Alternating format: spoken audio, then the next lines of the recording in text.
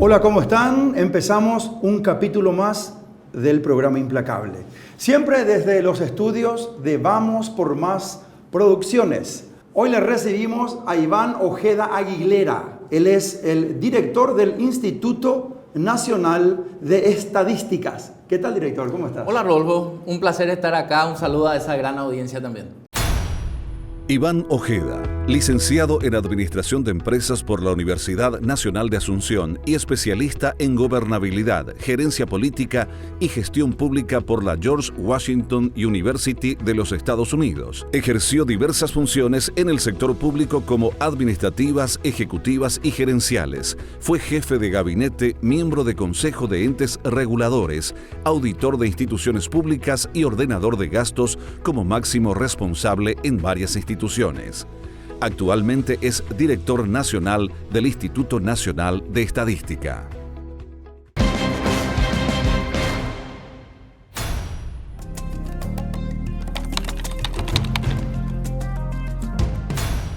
Muchísimas gracias por tu presencia, director. Y saber un poquito el tema del último censo. Tanto revuelo causó, director, el tema de la cantidad de habitantes que somos en el Paraguay.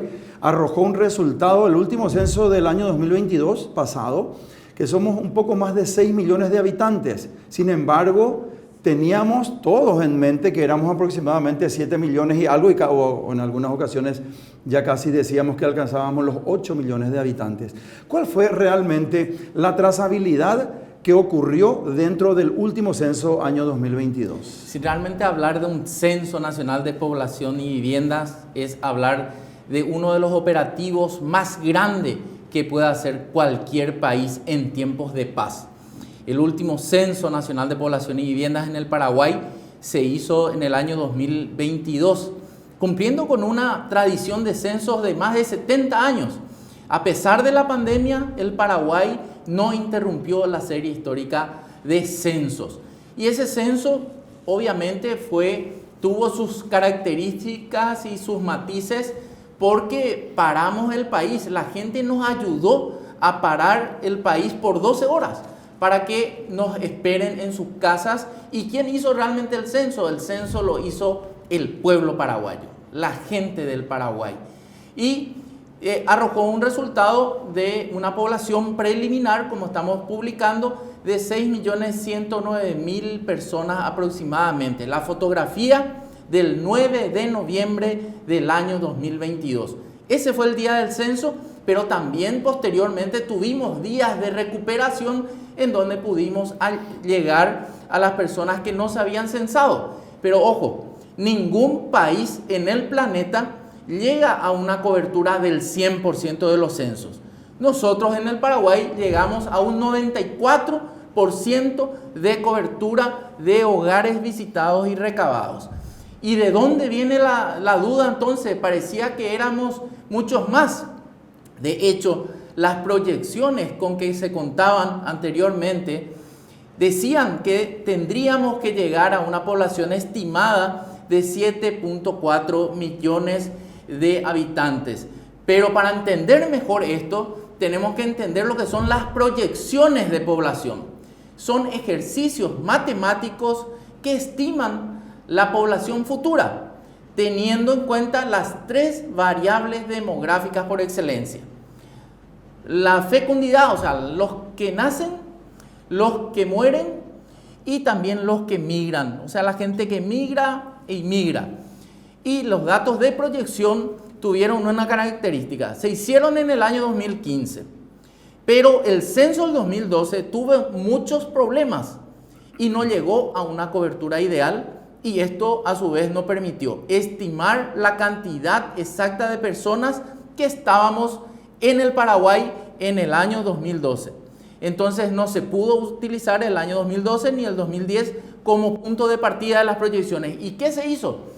Se tomó como año base el año 2000, o sea, se fueron 10 años más para atrás, y a partir de ahí se inician las proyecciones. Las proyecciones toman premisas, cálculos que se pueden dar o no dar, y en el caso de las proyecciones no se dieron. En primer lugar, la fecundidad de las mujeres, o la cantidad de niños o de hijos que tiene una mujer en promedio durante toda su vida fértil, actualmente en el Paraguay ronda los 2,5 aproximadamente.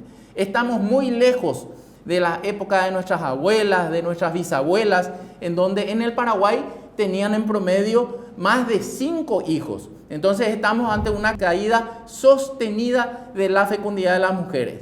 El segundo punto, las proyecciones estimaban una cantidad de mujeres en edad fértil de 15 a 49 años de edad de 2 millones. O sea, las proyecciones nos decían que debería existir 2 millones de mujeres. Sin embargo, el censo y las validaciones que hicimos nos dicen de que esto no va más allá de 1,5 millones. Entonces, es muy distinto multiplicar 2.5 hijos potenciales por mujer por 2 millones que por 1,5 millones. Otra cuestión que fue muy relevante en el estudio fue la migración. En estos 20 últimos años hubo una gran emigración del Paraguay, cuando que las proyecciones estimaban un saldo migratorio de 0, o sea, saldo migratorio hay que entender la cantidad de gente que entró menos la cantidad de gente que salió del Paraguay. Y según Naciones Unidas salieron sin regresar 500,000 de personas en estos últimos años, en estos últimos 20 años. Entonces hay 4 destinos más elegidos para la emigración paraguaya. En primer lugar, Argentina, con cerca de 660,000 paraguayos que viven en Argentina.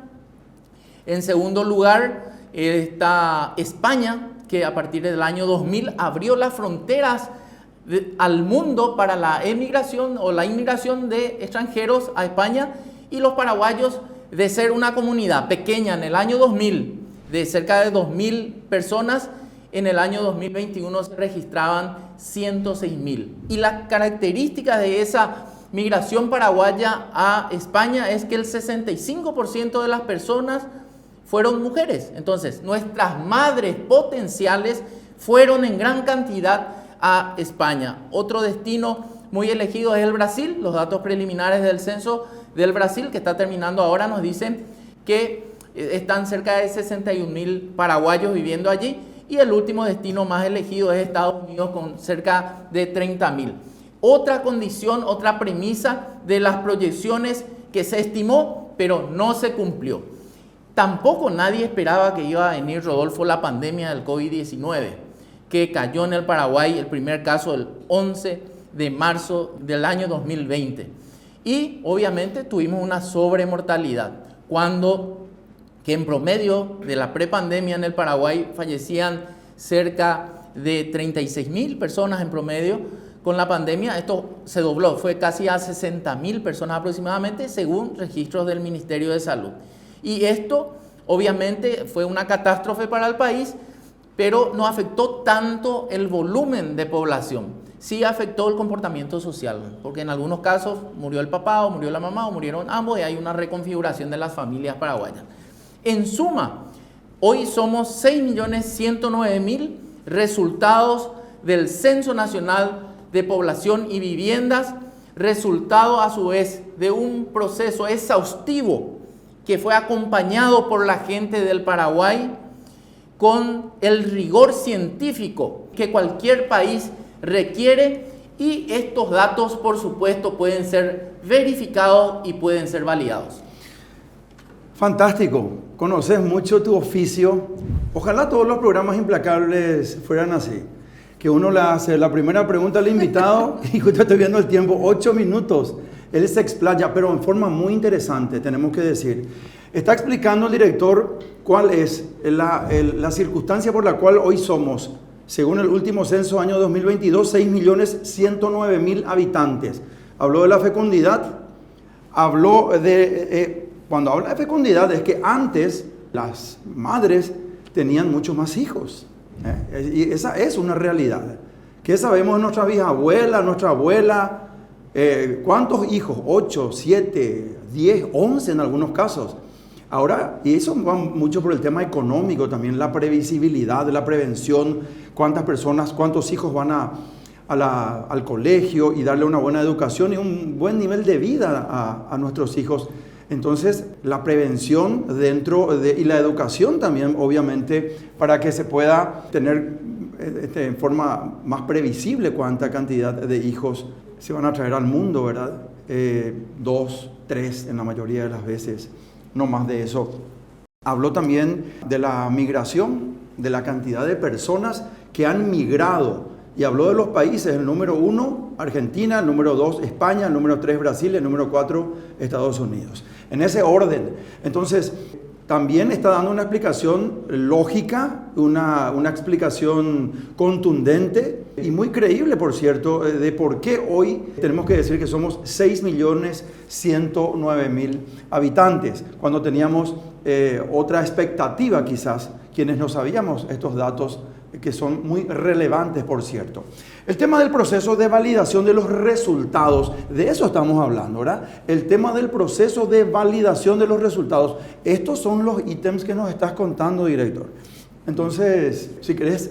Sí, lo primero que hicimos por una cuestión de transparencia es conformar un comité de población técnico, un comité técnico de población. Invitamos a usuarios del sector público, el Ministerio de Educación, el Ministerio de Salud, el Ministerio de la Vivienda, el Tribunal Superior de Justicia Electoral también, agencias internacionales del Sistema de Naciones Unidas. Disculpame, director, ¿es tipo sí. para hacer un control cruzado, director? Sí, no, se conforma un comité de validación, un Sí. comité de estudios, en donde... Cuando hablamos de un comité de validación es para que sean fehacientemente esos resultados que ha obtenido el censo. Exactamente, y mostrarle a ese comité de expertos a nivel nacional, investigadores independientes también conforman, cómo hicimos las validaciones, Claro. y escuchar qué ellos opinan de eso o qué podemos hacer mejor. Entonces hay profesionales de altísimo nivel en el Paraguay, en el sector independiente, que también son parte de ese comité. Entonces hicimos muchas pruebas de validación, como por ejemplo, tomamos el registro único del estudiante, para que la gente entienda. El Ministerio de Educación tiene hoy una base de datos muy potente que registra a todos los estudiantes del país. Obviamente hay una leve omisión, pero es muy confiable ese registro. Comparamos la franja de 7 a 15 años, encontramos 906.000 personas estudiantes, comparamos lo que nos salía con el censo y era muy coherente. Cuando que las proyecciones nos decían que teníamos que encontrar 1.200.000. Comparamos también las estadísticas vitales, cuando las proyecciones estimaban que en el Paraguay deberían nacer 140.000 bebés por año, el Ministerio de Salud nos dice que eso nunca pasó 105.000, 110.000. Entonces, otra validación que se hicieron. Y había ya un reclamo histórico con respecto a las proyecciones de parte de salud y de educación. Porque nos decían, cuéntenos dónde están los niños que dicen ustedes en las proyecciones, porque nosotros no encontramos acá. Claro. ¿Y por qué no tomamos medidas antes? Porque necesitas un censo nacional de población y viviendas como una herramienta robusta para hacer las correcciones y actualizar las proyecciones. Ese es el primer fin de un censo. Es desafiante porque es exhaustivo. Movilizamos más de 200.000 personas, algunas en mi vida las voy a conocer, pero fueron héroes de la demografía en el Paraguay y están aportando a una corrección histórica para el Paraguay, para que tengamos mejores datos y para que, por sobre todo, se hagan políticas públicas que mejoren la calidad de vida de los que habitamos la querida tierra guaraní. El sector privado utilice estos datos para generar más riqueza, más empleo, aportar al crecimiento económico y lo más importante, el artículo 28 de la Constitución Nacional, Rodolfo, habla del derecho a informarse que tenemos los paraguayos. Entonces, con estos datos estamos dando cumplimiento a un derecho elemental en la Constitución Nacional.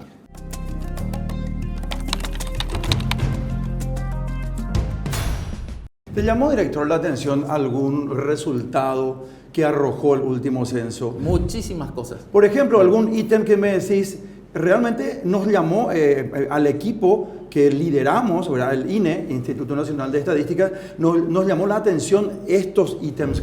¿Cuáles serían, por ejemplo? Mira, por citarte algunos, la caída sostenida de la fecundidad es una realidad hoy a nivel mundial. ¿Cuál sería el motivo? Hay varios motivos. En primer lugar, el empoderamiento de las mujeres, Rodolfo. Hoy las mujeres son protagonistas de la vida laboral. Las mujeres eligen formarse más tiempo. Esto implica que deciden no tener hijos.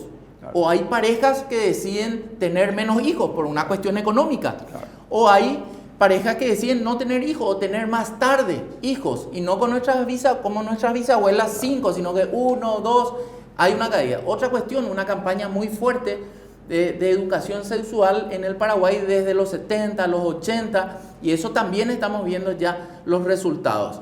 Entonces, empoderamiento de las mujeres, campañas de educación sexual, la cuestión económica no es un tema mejor, es una decisión casi de pareja, obviamente, pero una decisión económica, tener o no hijos. Otra cuestión que llama la atención es que hoy tenemos menos personas por vivienda. Viviendo en un hogar, en promedio 3,5, cuando en los 60 o 50 eran más de 6. Entonces, hay más viviendas, pero menos gente viviendo en esas viviendas. Discúlpame, o sea, eso habla de una mayor independencia también. Habla de una mayor independencia y de hogares conformados por personas o por menos cantidad de personas. Imagínate, el 10% de los hogares en la República del Paraguay tiene a una sola persona viviendo, sola. ¿Cuántos? El 10%. El 10%. A una sola persona en una vivienda. Hay mucha gente que está viviendo sola. Ya. Y esa familia tradicional, o nosotros decimos en la metodología, los hogares nucleares completos, papá, mamá, hijos, son el 46% actualmente de las familias. Entonces, hay una reconfiguración de las familias en el Paraguay. Todo esto vamos a seguir estudiando porque esto recién comienza. Es importante precisar que hablamos de datos preliminares porque estas cifras pueden variar. No va a variar mucho, pero va a estar por ahí. No son definitivas. No son definitivas, pero digamos que están muy cercanos a lo que va a ser porque no va a variar mucho.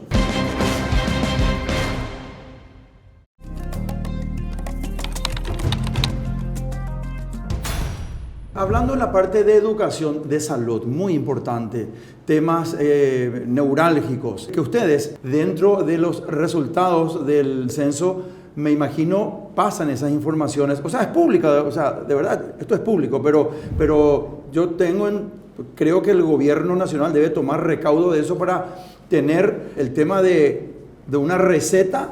O sea, perdón, de una radiografía para poder hacer la receta de soluciones. Muy buen punto, dos temas cruciales. En primer lugar, la información va a ser pública, pero ojo, guardando el secreto estadístico.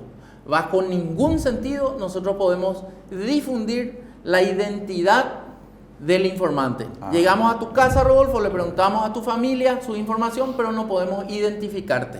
Entonces, dentro del secreto estadístico, la información se anonimiza y se disponibiliza para que la gente pueda hacer los estudios. Y lo que decía en segundo término, los insumos van a ser fundamentales para salud, para educación. Vivienda, también en un censo de vivienda vamos a saber el déficit habitacional cuantitativo, o sea, a cuánta gente le falta una casa o cuánta gente tiene que mejorar su vivienda, el déficit cualitativo, porque hay gente, vamos a saber cuántas personas viven en hacinamiento. O sea, 4 personas durmiendo en un mismo dormitorio. ¿Cuántas personas en sus hogares sigue teniendo letrina? ¿O de dónde proviene el agua que consume? ¿O si tiene alcantarillado sanitario? ¿O qué equipamiento de confort tiene la vivienda? ¿O qué bienes de confort tiene? ¿O de la materialidad de la vivienda?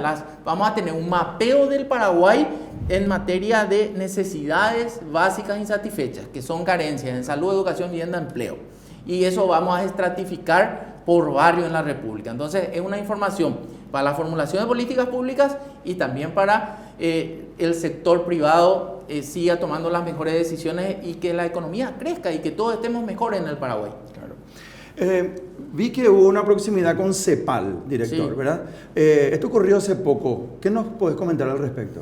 Te digo que el contacto con la CEPAL es permanente. El Paraguay, a través del director nacional, es parte de la Conferencia de Estadística de las Américas que reúne a todos los países de América Latina. Y ahí estudiamos temáticas como el censo, empleo, etc. También el CELADE, que es la Oficina de Demografía. Disculpame para precisar nomás, CEPAL, Comisión Económica para América Latina y el Caribe. Sí. Esas son las siglas de CEPAL, ¿verdad? Exactamente, es la comisión que depende de Naciones Unidas, porque como sabes, Naciones Unidas tiene su máxima autoridad el Consejo de Seguridad. Después está la Asamblea de Países y después hay una Asamblea Económica que, representa, o sea, están representados todos los países y es el director nacional de las oficinas nacionales de estadística el que lleva la representación en la Asamblea Mundial de Naciones Unidas en la Comisión Económica. Y por debajo está la parte administrativa y demás. Entonces, cada continente tiene una comisión económica como la CEPAL y en América está la CEPAL, ¿verdad? Entonces, el Paraguay conforma ahí la Conferencia de Estadística de las Américas. Y también ahí funciona el Centro de Estudios Demográficos para América Latina y el Caribe, el CELADE, que viene acompañando todo este proceso. Y como si esto fuera poco, y por una cuestión de transparencia, Rodolfo, estamos pidiendo al Sistema de Naciones Unidas que conforme un comité de expertos internacionales y también con contrapartida nacional independiente del gobierno paraguayo, para tener una mirada también exhaustiva de todo lo que estamos haciendo. Estamos tan seguros de nuestros resultados, de nuestro proceso, que queremos que esto se revise ampliamente, claro, con la profundidad que quieran, porque es demasiado relevante que los datos resultantes del censo sean sólidos. Totalmente. Y por sobre todo sean útiles, ¿verdad? Director, muy interesante lo que estamos conversando y sobre todo lo que estás exponiendo muy bien respecto a los resultados, a las estadísticas que hemos obtenido después del último censo 2022. Tema de salud, muy importante. ¿Qué nos puedes decir? Bueno, el tema de salud y como todas las variables que mencionaba, son 65 preguntas que hemos hecho y eso ahora empieza la etapa, digamos, del análisis. Y como siguientes pasos también anunciamos que dentro de este año 2023 vamos a estar publicando los resultados finales de un censo indígena. Es el cuarto censo indígena que estamos haciendo, una población estimada de 140.000 hermanos indígenas en el Paraguay. ¿Eso todavía no finalizó? No, eso también presentamos datos preliminares y ahora vamos a hacer los datos finales a finales de este año. Haciendo un paralelo, director, sí, el censo que ocurrió en el año 2022 y el censo indígena. Sí.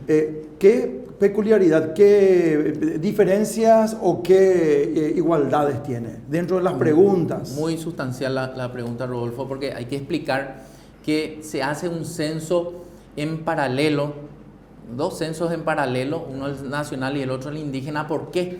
El Paraguay sigue las recomendaciones del convenio 169 de la OIT, que recomienda la salvaguarda de las comunidades tribales y pueblos indígenas. Entonces hacemos el censo, pero nosotros coordinamos, ellos son los protagonistas y nosotros respetamos sus costumbres, su identidad, sus tiempos y todo lo que es su cultura. Entonces ellos hacen su propio censo y difiere un poco el cuestionario. Difiere el cuestionario en alguna medida, porque por ejemplo nosotros preguntamos número de cédula en el censo nacional, la primera vez que en la historia del país se pregunta, con un gran suceso, y en el censo indígena preguntamos el carnet del indígena, si tiene o no, porque eso también le habilita a tener algunos derechos. También le preguntamos a la gente de qué pueblo indígena es. El Paraguay tiene 19 pueblos indígenas y 5 familias lingüísticas. También le preguntamos si tiene arco, flecha, algún arma, si es que pescó o recolectó frutos y si el resultado de eso es para consumo o es para la venta. ¿Dónde ellos habitan en la generalidad? Mayormente están en el Chaco, el departamento de Boquerón y Presidente Ayllus es donde más están. También en la región oriental están presentes mayoritariamente en Canendillú y en varios departamentos. Muchos viven de la cacería, ¿verdad?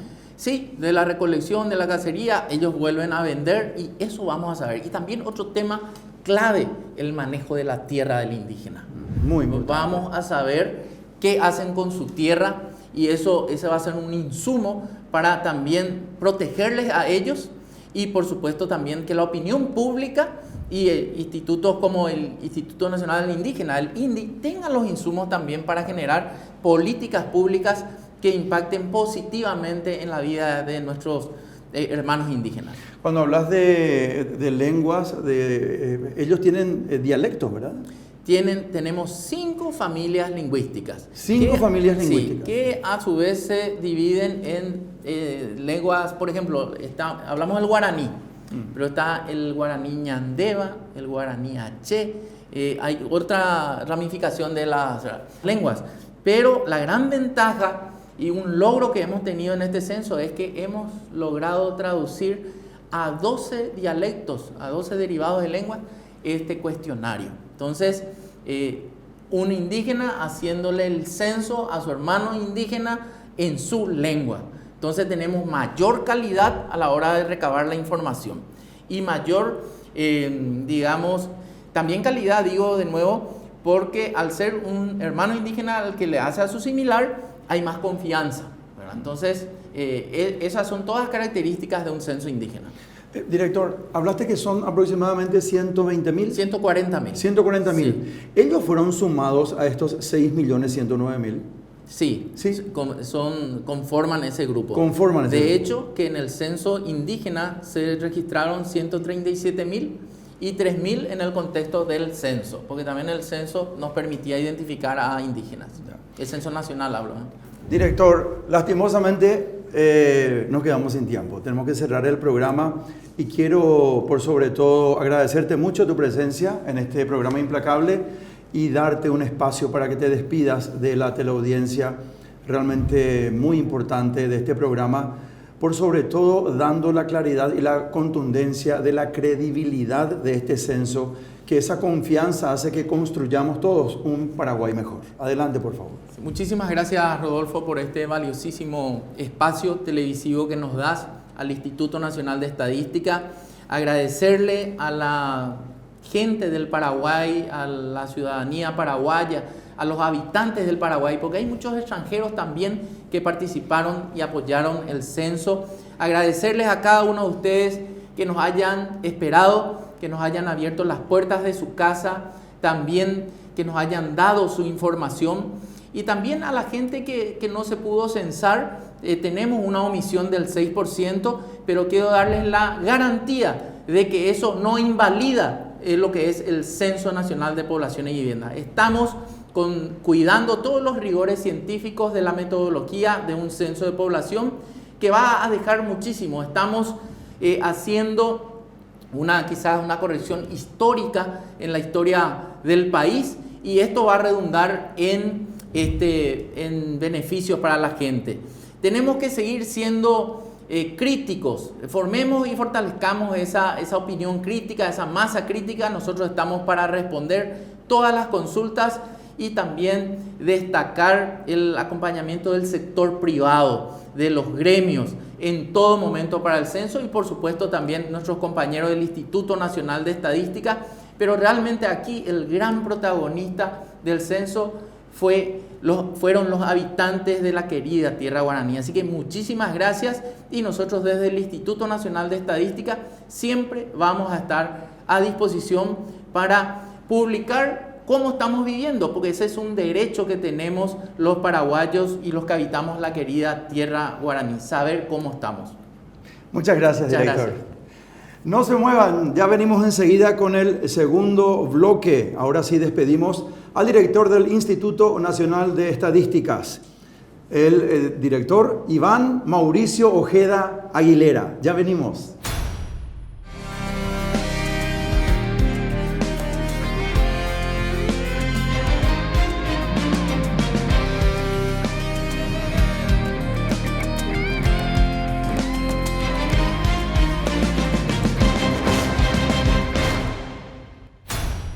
Empezamos el segundo bloque del programa Implacable y recibimos con todo gusto al licenciado Juan Olmedo. Él hoy día está al frente de la Dirección Nacional de Aduanas. Le saludamos. ¿Qué tal? ¿Cómo estás, licenciado? Un gusto compartir este espacio contigo y a tu disposición para hacer una rutina que sea llevadera y que nos permita sobre todo poner a conocimiento también de los ciudadanos en general y de los contribuyentes en particular las novedades que tenemos en cuestiones institucionales.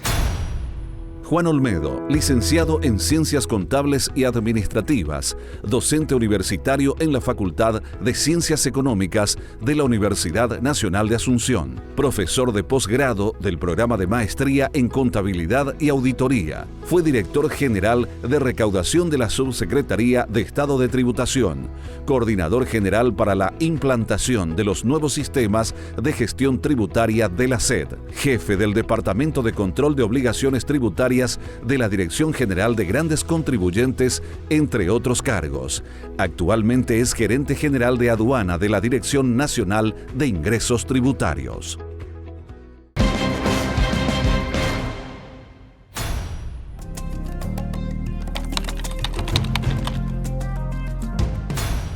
Qué bueno que hoy día las autoridades tengan proximidad con los medios de comunicación para que se valgan de estos programas de televisión, en este caso específico, para llegar a la audiencia, para llegar al pueblo, para llegar a la gente y saber y entender. Estábamos hablando fuera de cámara con el licenciado Juan Olmedo, muy amablemente, por cierto, él llegó aquí hasta nuestro set de Vamos por Más Producciones para este programa Implacable, diciéndome que el carácter represivo ellos no quieren tener, sino que ellos quieren tener el carácter de incentivo, de concienciación, de que seamos un pueblo unido, un pueblo próspero, un Paraguay mejor. Ese es el afán que tienen desde la Dirección Nacional de Impuestos Tributarios. Después de esta fusión que ocurrió, el licenciado, ¿cuáles son los primeros pasos que ustedes tienen ya como buenos resultados después de la unión de la SED y de la Dirección Nacional de Aduanas?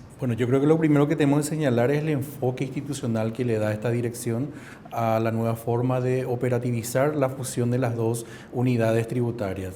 Bien lo mencionaste recién, lo primero es entender que somos servidores públicos. Y como servidores públicos lo primero que tenemos que hacer es prestar servicio y que el servicio sea acorde a la necesidad del usuario. En este caso, desde la perspectiva aduanera, nosotros tenemos varios usuarios: el despachante, el importador, el agente de transporte, y hay varias otras entidades asociadas como la DINAC, DINAVISA, la CENAVE, que son todas instituciones que coayudan en el proceso de formalización de una operación aduanera. Por lo tanto, nosotros tenemos que tener una visión siempre integral de prestación de servicio, que el servicio sea acorde a la necesidad de cada usuario, que los servicios sean trazables, transparentes, que tengan sobre todo una fortaleza institucional y que esa fortaleza institucional en el tiempo nos va a dar como consecuencia natural la recaudación de los impuestos que queremos que sea incrementada en el corto plazo. Claro, y hablamos también de la formalización, de que conviene pagar los impuestos, conviene trabajar en forma clara, contundente, poder entrar dentro del espectro empresarial serio, formalizado, para poder crecer y expandirse también, ¿verdad? Totalmente, también eso tenemos que remarcar que es una política país, ¿verdad? Exacto. Entonces, desde esa matriz nosotros tenemos que entender que el país ha tomado compromisos a nivel internacional, donde busca la transparencia, busca fortalecer el intercambio de información con otros países y también ha firmado acuerdos como el GAFILAT, ¿verdad?, en donde se ha identificado ya la necesidad de registrar y transparentar todos los procesos, sobre todo financieros, ¿verdad? Entonces, dentro de ese compromiso, uno de los enfoques principales dentro del ámbito tributario es la formalización. Claro. La formalización dentro de su contexto general, no solamente con una visión país, sino también con una visión personas. Claro. Las personas son muy importantes en el contexto ciudadano, ¿verdad? Y obviamente la formalización le permite a los ciudadanos en general y a los comerciantes en particular incluirse en segmentos donde hoy están excluidos, ¿verdad? Claro. Por ejemplo, obtener líneas de créditos mucho más amigables, ser incorporado en programas de ayuda del gobierno para fortalecimiento de las MIPYMES, etcétera. Entonces, todos esos procesos se obtienen al ser formal. ¿Por qué? Porque registrarse, emitir facturas, tener un circuito de compras ya definido que le permite interactuar en el mercado, le da competitividad y le da formalidad y le da perspectiva de crecimiento, sobre todo en el mediano y largo plazo. Claro, mayores oportunidades, por cierto, ¿verdad? Correctísimo. Existir, crecer y expandirse, por supuesto. Pero hablando un poquito de la prevención, que es una circunstancia que no puede estar ajena a ustedes como contralores, ¿verdad? De cuidar fehacientemente todos los estándares dentro de la rigurosidad que el servicio les obliga a hacerlo. Nos enteramos que de repente, por ejemplo, traen vapeadores, traen electrónicas, teléfonos, etcétera, y hay un círculo pequeño, diminuto por cierto, pero existente lastimosamente, que está siendo supervisado, atacado por ustedes en el buen sentido de la palabra, para poder restablecer el orden en esa circunstancia, licenciado. Bueno, en realidad eso corresponde a un trabajo ya más integral, ¿verdad? Porque mal voy a señalar en decir que solamente algunos sectores estamos controlando. Nosotros estamos controlando todos los sectores que forman parte de la economía nacional y tratando de incorporar al segmento formal todos aquellos segmentos que no lo están. Dentro de ese escenario estamos haciendo controles, por ejemplo, vinculados a la represión del contrabando. Estamos haciendo controles vinculados a las distribuidoras, grandes distribuidoras acopiadoras de productos que no tienen un origen lícito. Estamos haciendo controles de ingreso de mercadería en las aduanas localizadas en los diferentes puntos de ingreso del país, en donde estamos haciendo una verificación exhaustiva de la correspondencia entre el producto declarado, el producto efectivamente incorporado al territorio nacional y la correcta liquidación de los impuestos. Hay varios esquemas básicamente estructurados en el tiempo, en donde lo que se busca es erosionar la base tributaria, liquidar menos impuestos, ingresar productos que simulan ser un producto, en realidad ingresan otro tipo de producto, a los efectos de obtener una valorización y una tipificación diferente que les permita a los importadores, en este caso, obtener una menor liquidación de los impuestos. Entonces el desafío es muy integral, es muy grande, y lo que nosotros estamos en este momento es generando una matriz de riesgo que nos permita identificar las diferentes tipologías y en función a eso optimizar obviamente también los controles y la recaudación tributaria como resultado final, ¿verdad?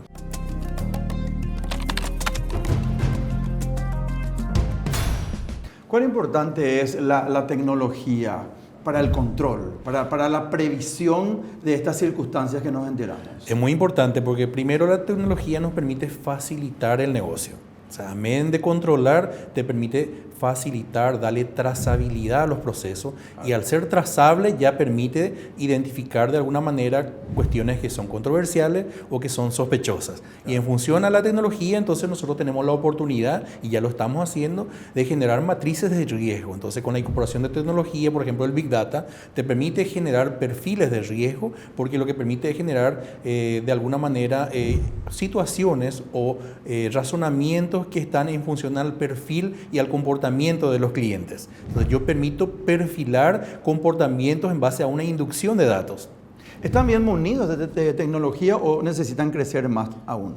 Tenemos una muy buena plataforma informática, ya lo venimos operando en la Dirección Nacional como hace 2 años en un trabajo realizado en base a la plataforma del Big Data, pero eso no obsta que tengamos en nuestra planificación estratégica seguir incorporando tecnología, porque la tecnología siempre va a redundar en beneficio para el usuario, para los que reciben nuestro servicio y también para optimizar y ser más eficaces en la prestación de los servicios que realizamos todos los días. Hablando un poquito de los escáneres, ¿cuántos escáneres están en funcionamiento en este momento dentro de la Dirección Nacional de Aduanas? Hay que hacer una precisión ahí, ¿verdad? De que desde la perspectiva de los controles, ¿verdad? La tecnología, las plataformas de datos, los sistemas de riesgo son metodologías de control para identificar inconsistencias y determinar ajustes tributarios en lo que respecta a la liquidación de los impuestos. Entonces, es un control directo que tiene como efecto directo generar e identificar inconsistencia, y que eso genera una reliquidación y ajuste de impuestos. Ahora bien, hay otros tipos de controles, como son, por ejemplo, el uso del escáner, que no tiene básicamente una orientación apuntada a recaudar más o menos impuestos, sino lo que genera básicamente ese tipo de control es una sensación de riesgo, una sensación de control y que le permite dar credibilidad y sostenibilidad al sistema tributario nacional. ¿Por qué? Porque un control de escáner se hace con el objetivo de identificar drogas, operaciones ilícitas, situaciones de manejo de fondos y de orígenes ilícitos, etc. Entonces, donde efectivamente no hay precisamente a lo mejor una orientación de liquidar o cobrar impuestos, sino de darle credibilidad al sistema tributario, a la participación del país dentro del conglomerado mundial de comercialización de productos. Por lo tanto, si yo estoy exportando un producto, ese producto si va contaminado por una droga, a lo mejor no hay un cobro de impuestos, pero sí le da sostenibilidad a la imagen país y le da credibilidad a la imagen país. Por lo tanto, nosotros estamos implementando el uso del escáner ya hace un tiempo en forma importante. Hoy día tenemos 6 escáneres de última tecnología operativo y obviamente tenemos nuestro cronograma de trabajo a mediano y largo plazo, la incorporación de más escáneres, porque tenemos hoy vigente una legislación que nos obliga a hacer un cronograma de implementación y tener en todos los puertos del país básicamente la instalación de este escáner. También tenemos una dotación de canes que también colabora en los controles que hacemos aleatoriamente en los diferentes puertos del país, y en función a eso vamos desarrollando nuestro mapeo y nuestras identificaciones de matrices de riesgo. ¿Cuántos canes tienen? Y en promedio en este momento tenemos 20 canes, pero en realidad todos prácticamente están operativizados y colaboran con las demás instituciones. No es precisamente un can que está trabajando propiamente con la aduana, si nosotros conformamos equipos multidisciplinarios con la SENAT, con la DINAT, etcétera. Entonces realmente están trabajando en equipo en nuestros canes. ¿Quiénes les entrenan a esos canes? Y bueno, nosotros tenemos convenios internacionales, ¿verdad? Que recibimos apoyo de instituciones extranjeras que hacen los procesos de acompañamiento y de capacitación. También operamos con la SENAT, ¿verdad? Que también tiene sus instructores que colaboran en este proceso. Hablando de la cuantificación de los impuestos, ¿cómo está Paraguay respecto a los países de la región? Hablando de Argentina, Chile, Bolivia, Brasil, etcétera. Bueno, entonces ahí tenemos que de alguna manera hacer una reflexión en el sentido de que Paraguay tiene una particularidad, ¿verdad? De que la presión tributaria paraguaya es baja, que los impuestos locales son bajos, somos muy competitivos, ¿verdad? El IVA tiene una tasa del 10%, también el impuesto a la renta. Por lo tanto, si vemos en un análisis así muy primario y localista, Paraguay desde la perspectiva de los tributos internos es muy competitivo. Ahora lo que nosotros tenemos que fortalecer es básicamente nuestra credibilidad país, nuestra imagen corporativa país, para que el incentivo de las inversiones sea cada vez creciente. Y ahí de alguna manera tenemos que aunar esfuerzo con una visión país, porque no solamente la perspectiva de los impuestos es determinante en el momento de atraer una inversión, también tenemos que crecer básicamente en la seguridad jurídica, en las condiciones también de apoyo de los municipios, de los cumplimientos reglamentarios desde el punto de vista ambiental, etcétera, que son factores que forman parte del contexto general que toma en cuenta un inversor para hacer una inversión a nivel país. En ocasiones anteriores le entrevistábamos al presidente de la República, Santiago Peña, y nos decía que este gobierno tendría una peculiaridad: trabajar en conjunto, trabajar en equipo.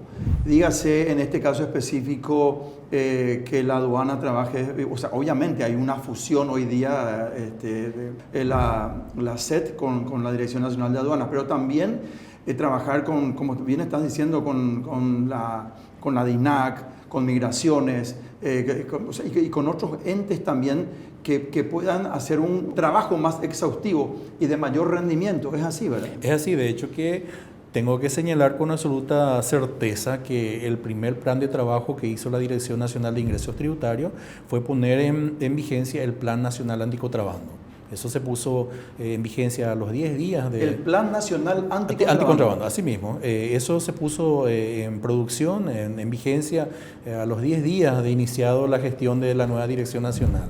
¿Y qué implica eso? Implica una interrelación entre todas las instituciones que actúan básicamente en el combate de este flagelo, ¿verdad? ¿Y cuál es la diferencia con los diferentes ejercicios que se hicieron en años anteriores? De que no hay un líder natural, un responsable, un director, un fiscal, una persona encargada o definida por un decreto o por un acto administrativo, sino que lo que se hizo fue coordinar acciones entre los diferentes actores. Por lo tanto, no es solamente la Dirección Nacional de Ingresos procesos tributarios, la gerencia de aduana, que es la unidad operativa, la responsable, sino se interactuó con la Armada Nacional, con las fuerzas públicas, con la Policía Nacional, con Senave, Dinavisa. Entonces hay una línea directa de un equipo técnico que trabaja todos los días en el campo. Entonces, si hacemos una retrospección histórica en los últimos años, por lo menos yo no recuerdo que se hayan obtenido los resultados que hoy se tienen. Hay un gran volumen de incautaciones, hay un gran volumen de medios de transporte incautados.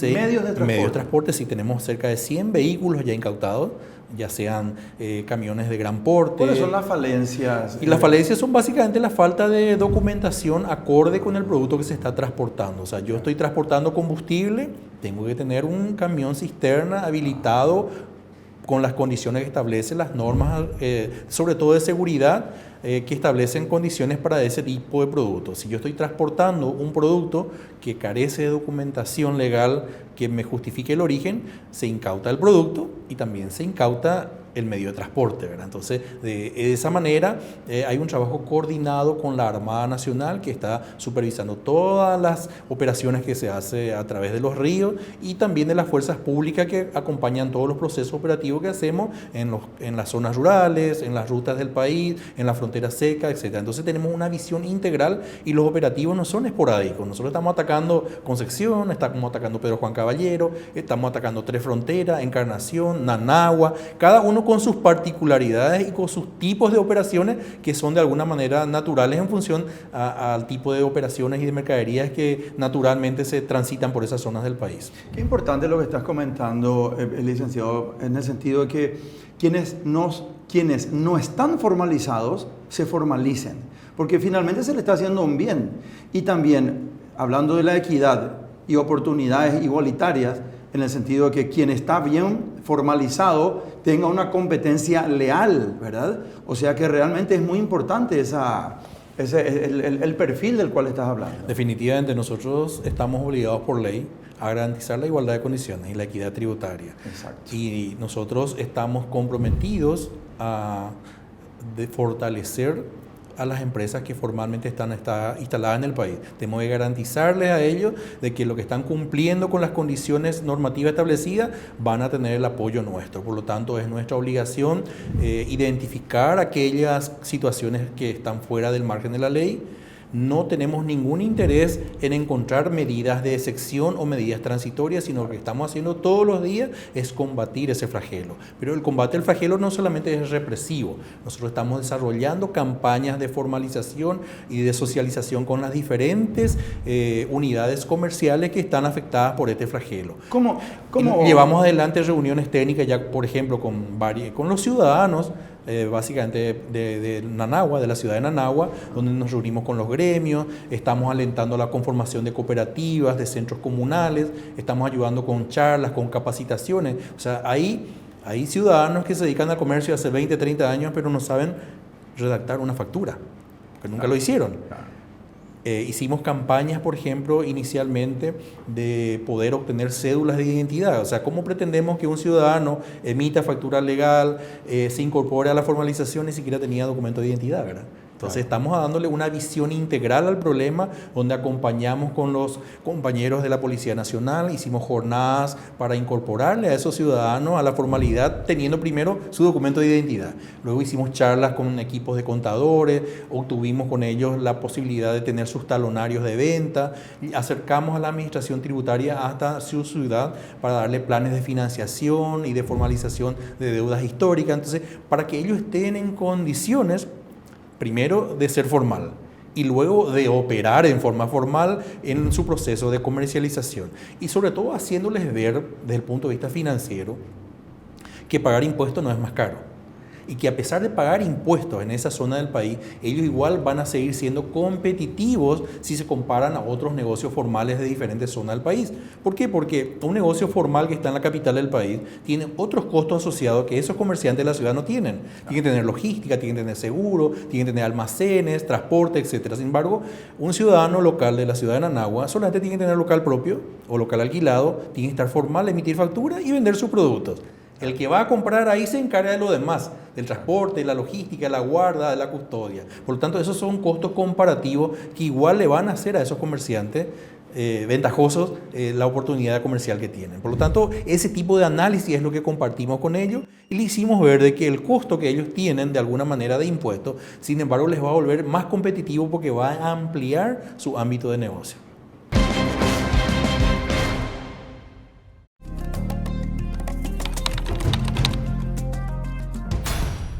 Ustedes se dan cuenta lo importante que es la comunicación asertiva, la buena comunicación, el poder de saber comunicarse.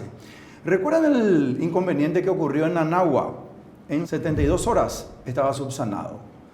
Realmente el saber comunicarse, en que las autoridades y los actores tengan una buena comunicación, hace que se acabe inmediatamente el inconveniente y se vuelva una solución y realmente pueda construir eso inmediatamente para que podamos tener lo que todos queremos, un país mejor, un país con más oportunidades de trabajo, con mayor asistencia a las personas más vulnerables y realmente construir aquel estadio que todos soñamos, anhelamos y queremos. Realmente habla muy bien eso.